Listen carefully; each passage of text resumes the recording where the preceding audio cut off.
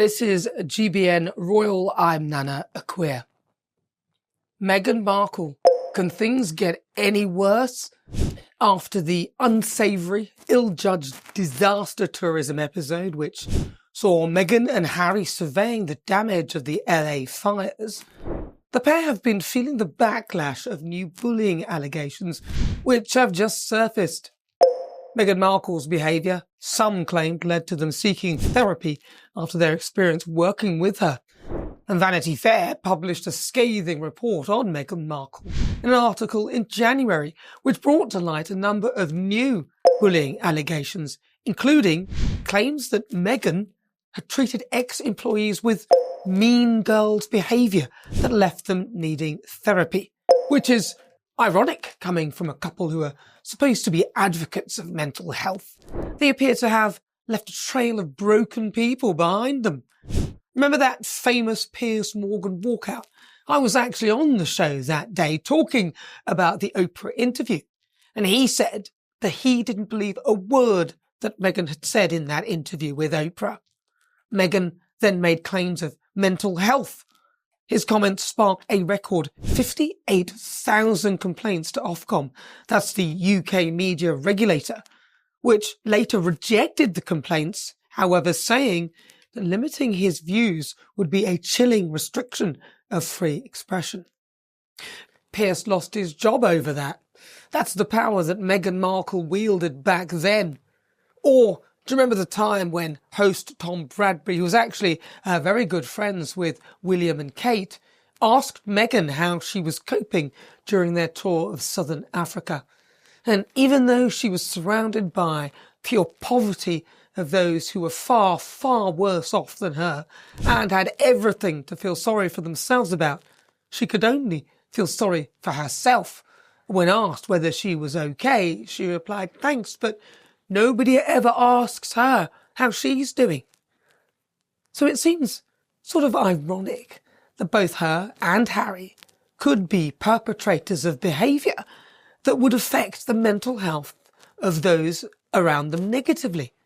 People claiming that they need therapy after dealing with them. If it was only one person complaining about how they'd behaved, then I'd get it. But it's not just one person. This level of people who have taken offence at how they've been treated by the couple is unprecedented. The Sussexes appear also to have a problem with staff retention. They don't seem to be able to hang on to anyone. Back in September last year, The Hollywood Reporter included claims about the Duchess that were extremely critical. One in particular where an ex-employee had said that Meghan was a dictator in high heels. The article actually read, "Why did they all leave? What explains the churn?" And in quotes, "Everyone's terrified of Meghan." A source close to the couple claimed, "She belittles people. She doesn't take advice. They're both poor decision makers. They change their minds frequently. Harry is a very, very charming person, no airs at all, but he's very much an enabler, and she's just terrible." The latest list of complaints have been the catalyst for the hastening of the couple's descent down the Hollywood hills. And if reports are to be believed, the Duke and Duchess of Sussex were also distressed by the Vanity Fair piece and are keeping a low profile. At GB News, we believe in the power of free speech. We're not afraid to ask the tough questions, challenge the status quo, and give you a voice. While others silence dissent, we champion the truth. By becoming a GB News member, you're not just supporting free speech, you're defending it. Please consider supporting us today.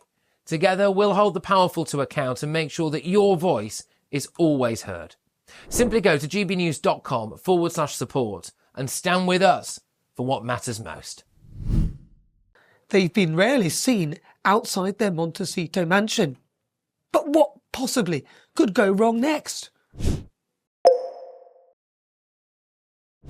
Yep, Donald Trump. He's not going to put up with any of the baloney, is he? They may find themselves, or Harry in particular, looking for somewhere else to live. And let's hope it's not the UK. Thanks for watching. I'm Nana Aquare, and if you want more, don't forget to subscribe to the GBN Royal YouTube channel or check out my latest video. Hi, I'm Nana Aquare. This is GBN Royal. The Sussexes are in real trouble. Dire straits, in fact. It seems everything they touch turns to dust. Their timing is always off. When they have control, they make bad judgments like launching a website and selling jams in between announcements of cancer from the royal family. Anyone with an ounce of compassion would reconsider the timing, which is why that, alongside not bothering to communicate with the dying father who, by all counts, helped her, Meghan, get to where she is, makes people disbelieve the empathy shown when the cameras are rolling. In the latest twist, an act of God stood between Meghan and the launch of her new Netflix show, With Love, Meghan. It's really not looking good. This was frankly make or break for her. Instead of being able to demonstrate her homemaking skills, not in her own house, by the way, it had to be postponed because after many had their worldly possessions burnt to a crisp in the worst blaze in LA's history, Meghan Markle hollowly cankering around in a fake kitchen would have only served to remind us all of just how vacuous her life must be, that she's got so much time on her hands she can spend it freezing flowers into ice cubes. What use is that?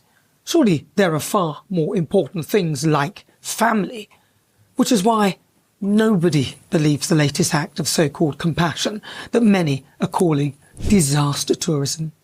Meghan Markle and Prince Harry decided to tour the LA wreckage and visit areas that had been scorched to the ground so they could deliver hugs and comfort to those who had lost everything.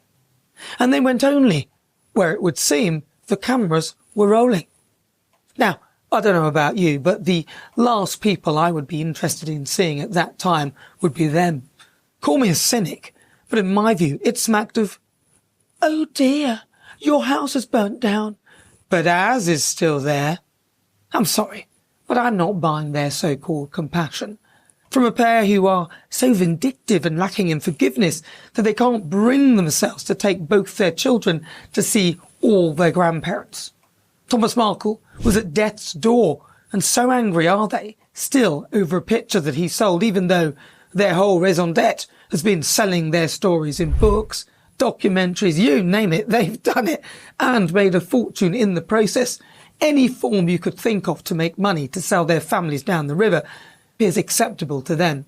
Yet now they're showing compassion to people that they've never even met on what comes across as yet another faux royal tour. I'm not buying it for a second. I don't believe they care. Meghan in particular needs to stay current. In my view, that's why she's doing this. She needs to get her show off the ground. And if the focus comes off her, how can she remind people that her new show will be coming soon?